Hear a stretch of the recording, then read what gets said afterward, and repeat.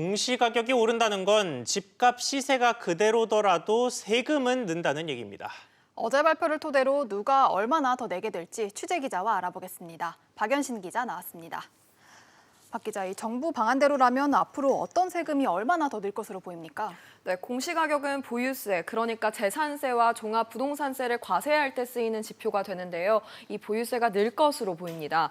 일단 가격은 그대로라는 전제로 예를 들어보겠습니다. 서울의 대표적인 중산층 단지인 마포 레미안 푸르지오의 경우 올해 공시가격은 10억 7,700만 원으로 현실화율이 72%입니다.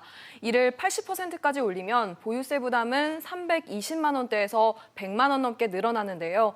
현실화율을 90%까지 올리면 보유세가 지금보다 40% 넘게 늘어납니다.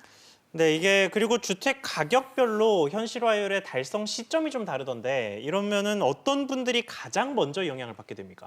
네, 9억 원 미만 주택은 이 정부가 3년의 유예 기간을 두고 현실화율을 재고하기로 해 상대적으로 세금 증가분이 완만할 것으로 예상되는데요. 반면 9억 원 초과 주택이나 토지를 소유한 이들의 세금이 급격히 늘어날 것으로 보입니다. 특히 고가주택 소유자는 더 타격을 받는데요. 공시가격 21억 원이 넘는 반포 아크로 리버파크를 보유한 1주택자는 이 공시가격 현실화율이 90%가 적용되는 2025년에는 지금보다 2배가 넘는 보유세를 납부해야 합니다. 네, 그럼 두 채 이상 가지고 계신 분들은 어떻습니까? 네, 이 다주택자의 경우엔 이 보유세 상승폭이 더 클 텐데요. 내년에 다주택자 종부세율이 최고 6%까지 올라가기 때문입니다. 또 다주택자 세 부담 상한율은 300%까지인데요. 오르는 만큼 그대로 세 부담으로 나타날 가능성이 높습니다. 네, 지금까지 이야기한 거는 이 직접적인 부동산 세금이고 사실 공시가격이 오르면 건보료 같은 준조세 같은 것들도 오르지 않습니까? 이러면 이거는 얼마나 오를 것으로 보입니까? 네, 이 자영업자와 같은 건강보험 지역 가입자의 경우 이 건보료가 자산과 연동되는데요. 지난해 복지부가 추산한 바에 따르면 공시가격이 30% 오르면 건보료가 평균 4% 오릅니다. 예. 또 소득이 없는 노인들을 위한 기초연금 같은 경우에도 영향이 있는데요. 이 공시가격 인상으로 주택의 소득 환산 금액이 기준을 넘길 경우 수급 대상에서 탈락하게 됩니다.